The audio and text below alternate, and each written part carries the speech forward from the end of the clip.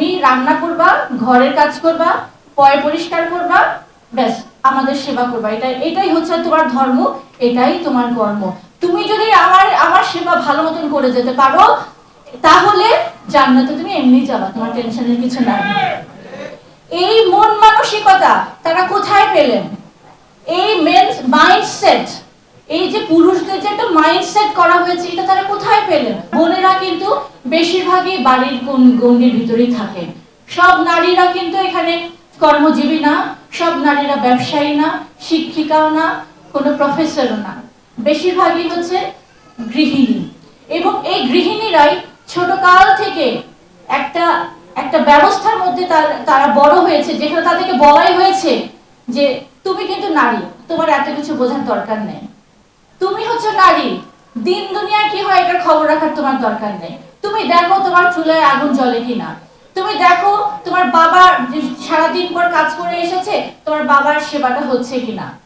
একটা পর্যায়ে ধীরে ধীরে সে বড় হয়, শিক্ষার কি প্রয়োজন, দুনিয়াবি জ্ঞানের কি প্রয়োজন, কোরআন পড়ার কি প্রয়োজন, অন্য বিভিন্ন পেশায় তাকে নিজেকে স্কিল করার কি প্রয়োজন, এগুলো তাকে কখনো শেখানো হয়নি।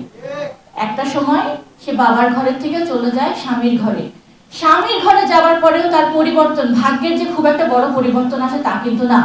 সেখানেও তাকে একথাই বলা হয় যে তুমি বেশি কথা বইলো না, তোমার বোঝার প্রয়োজন নাই, আমি যা বলি তুমি সেটাই শুনো।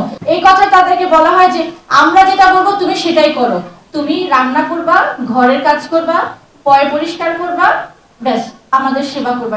এটাই হচ্ছে তোমার ধর্ম, এটাই তোমার কর্ম। তুমি যদি আমার সেবা ভালো মতন করে যেতে পারো, তাহলে জান্নাতে তুমি এমনি যাবা, তোমার টেনশনের কিছু নাই। এই মন মানসিকতা তারা কোথায় পেলেন? এই মাইন্ডসেট, এই যে পুরুষদের যে একটা মাইন্ডসেট করা হয়েছে, এটা তারা কোথায় পেলেন?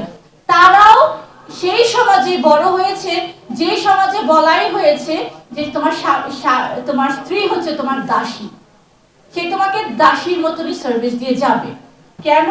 কারণ আজকে আল্লাহর দেওয়া সেই তৌহিদ ভিত্তিক জীবন ব্যবস্থা নাই বলে নারী পুরুষ দুইজনে কিন্তু ভুলভাবে ইসলামকে বুঝতে পারছেন। যে হাত দিয়ে আজকে আপনি রুটি বানাচ্ছেন আপনার স্বামীর জন্য, সন্তানের জন্য, রাসূলুল্লাহর নারী সাহাবারাও কিন্তু এইভাবে করতেন।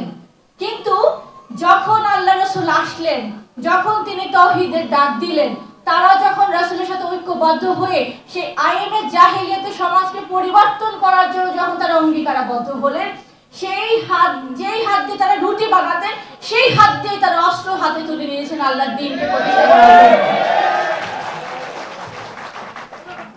আমার নারীদেরকে বলা হয় যে তুমি বাইরে যেও না, তোমার বেশি দোকানে যাওয়ার দরকার নেই, পরপুরুষ দেখলে তোমার ঈমান শেষ।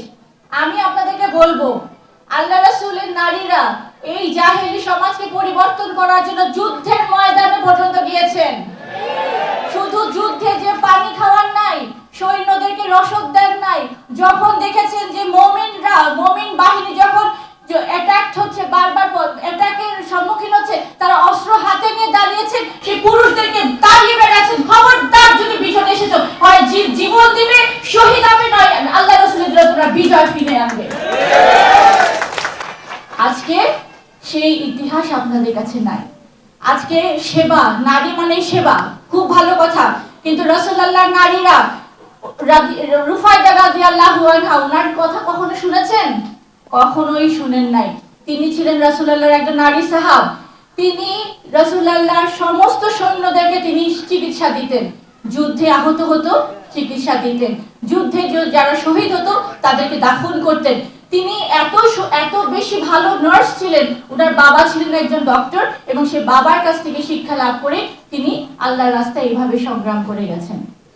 বাজারে যেতে পারবে না, কিন্তু রাসূলুল্লাহর যুগে নারীরা যে বাজার ব্যবস্থাপনা কন্ট্রোল করেছে, কেউ যেন মাপে কম না দেয়, কেউ যেন ভেজাল না দেয়, কেউ যেন দাম বেশি না রাখে, এই কাজটা নারীরা সেখানে যে কন্ট্রোল করেছেন, সেটা আপনারা জানেনই না। আপনার ঘরে অধিকার নাই, সমাজেও নাই, রাষ্ট্রেও নাই, কোথাও নাই। আপনারা এখন শুধু একটা পরজীব হয়ে বেঁচে আছেন। হিজবুত তাওহীদ আপনাদেরকে সেই হারিয়ে যাওয়া অধিকার ফিরিয়ে দেওয়ার জন্য সংগ্রাম করছে। মানুষের জন্য, মানুষের মুক্তির জন্য নিপীড়িত, নির্যাতিত নারী, শিশু, সমস্ত উপরে ফরজ হয়ে গেল। যেই ফরজটা আপনার উপরে জন্ম থেকেই ছিল, কিন্তু আপনি জানতেন না, হিজবুত তাওহীদের কারণে আজকে আপনি জানতে পেরেছেন। আমি আল্লাহর কাছে দোয়া করব আল্লাহ যেন আপনাদেরকে সেই রাস্তায় রাখেন। হিজবুত তাওহীদের ব্যাপারে যেভাবে অপপ্রচার আছে সেটার কোনো শেষ নাই। আমি একজন খুবই নগণ্য মানুষ, খুবই সাধারণ মানুষ। আমি যখন আল্লাহর দ্বীনের কথা বলি আমার সবচেয়ে বড় দোষ হয়ে যায়, আমি কেন ইসলামের কথা বলবো? আমি তো একটা নারী, আমার তো বাইরে যাওয়ার কথা না, আমার কণ্ঠ তো কোনো পরপুরুষের শোনার কথা না, আমি কেন ইসলামের কথা বলবো? আমি সমস্ত মেয়েদেরকে বেহায়া বানিয়ে দিচ্ছি, আমি সমস্ত মেয়েদেরকে বিভ্রান্ত করছি। কি পরিমাণ নোংরা নোংরা কথা আমাকে বলা হয়, কি পরিমাণ নোংরা স্টিকার কমেন্টস দেওয়া হয়। এবং যদি আপনি প্রত্যেকটা প্রোফাইলে ঢুকেন দেখবেন প্রত্যেকে মাশাআল্লাহ সুন্দর, তাদের লেবাস সুন্দর, তাদের মুখে দাড়ি আছে, তাদের মাথায় টুপি আছে। তো আমাদের কথা হচ্ছে, কি কারণে আমাদেরকে এইভাবে অপমান করার চেষ্টা করেন? আমরা তো আল্লাহর জন্য দাঁড়িয়েছি, আমরা তো কারোর কাছ থেকে টাকা এনে তো আল্লাহর দ্বীনের কাজ করছি না। আমরা আমাদের কষ্টে অর্জন করা সেই টাকা আল্লাহর রাস্তায় বিলীন করে দিয়ে আপনাদের কাছে দ্বীনের দাওয়াত পৌঁছাচ্ছি। আমার বাবা যখন দুনিয়া থেকে চলে যান, আম্মাকে বলেছিলেন যে আমার যা কিছু আছে, মাননী ইমামের কথা বলেছেন, সবকিছু ওনাকে দিয়ে দিবেন, যাতে করে আল্লাহর দ্বীনের কাজ, আল্লাহর এই সংগ্রাম যেন, দ্বীন প্রতিষ্ঠার সংগ্রাম যেন এক মুহূর্তের জন্য বন্ধ না হয়। তো হিজবুত তাওহীদের উদ্দেশ্য, হিজবুত তাওহীদের লক্ষ্য, হিজবুত তাওহীদের পথ চলা, হিজবুত তাওহীদ কি চায়, কেন চায়, কিভাবে চায়, সবকিছু বুঝে আপনারা আসবেন। কারণ আমরা যদি বাংলাদেশের কথা বলি, বাংলাদেশকে যদি রক্ষা করতে চাই, এই 18 কোটি মানুষকে এখন একসাথে হতে হবে, ঐক্যবদ্ধ হতে হবে। এই 18 কোটি মানুষ, নারী পুরুষ উভয়কে, কারণ দ্বীন প্রতিষ্ঠা শুধু পুরুষের দায়িত্ব না, আল্লাহ আপনাকেও একই দায়িত্ব দিয়েছেন যে দায়িত্ব ভাইদেরকে দিয়েছেন। কাজে নারী পুরুষের একত্রিত হয়ে, ঐক্যবদ্ধ হয়ে যদি আমরা আল্লাহর দ্বীনকে প্রতিষ্ঠা করার এই সংগ্রাম না চালাই, না বাঁচবে ধর্ম, না বাঁচবে বাড়ি, না বাঁচবে আমার সংসার, না বাঁচবে আমার রাষ্ট্র, কিছুই বাঁচবে না, ধূলিসাৎ করে দিবে সাম্রাজ্যবাদীরা। তো আল্লাহর কাছে আমি এটাই দোয়া করব যে যারা ঐক্যবদ্ধ হয়েছেন, আল্লাহ যেন আপনাদেরকে আপনাদের আকীদা ক্লিয়ার করে দেন এবং আপনাদের জীবন সম্পদ যেন আল্লাহর রাস্তায় ইনশাআল্লাহ কবুল করেন।